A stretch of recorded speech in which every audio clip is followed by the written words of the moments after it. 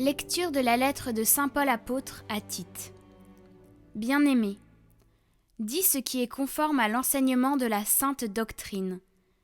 Que les hommes âgés soient sobres, dignes de respect, pondérés et solides dans la foi, la charité et la persévérance.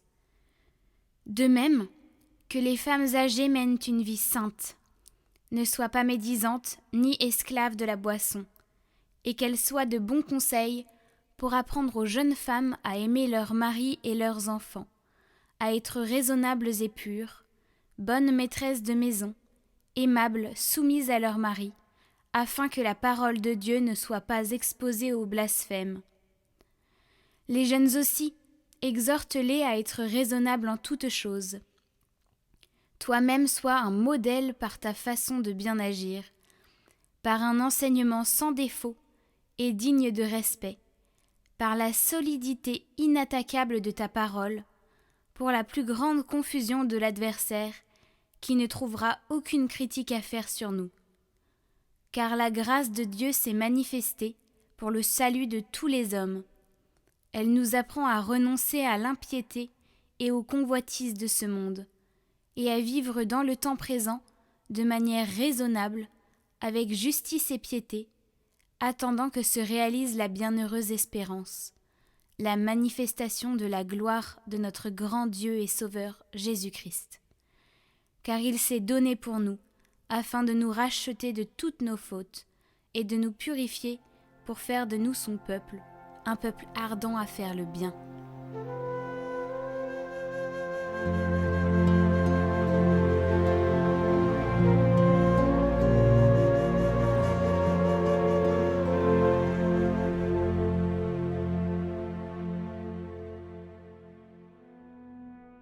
Le salut des justes vient du Seigneur. Fais confiance au Seigneur, agis bien. Habite la terre et reste fidèle.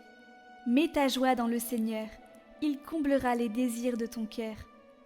Il connaît les jours de l'homme intègre qui recevra un héritage impérissable.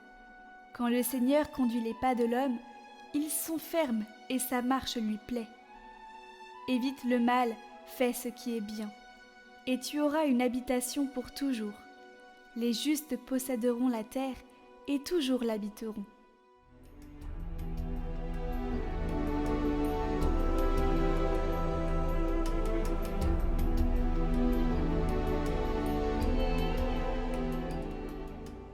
Évangile de Jésus-Christ selon saint Luc. En ce temps-là, Jésus disait : Lequel d'entre vous, quand son serviteur aura labouré ou gardé les bêtes, lui dira à son retour des champs : Viens vite prendre place à table. Ne lui dira-t-il pas plutôt : Prépare-moi à dîner, mets-toi en tenue pour me servir, le temps que je mange et boive. Ensuite, tu mangeras et boiras à ton tour. Va-t-il être reconnaissant envers ce serviteur d'avoir exécuté ses ordres ? De même, vous aussi, quand vous aurez exécuté tout ce qui vous a été ordonné, dites : Nous sommes de simples serviteurs, nous n'avons fait que notre devoir.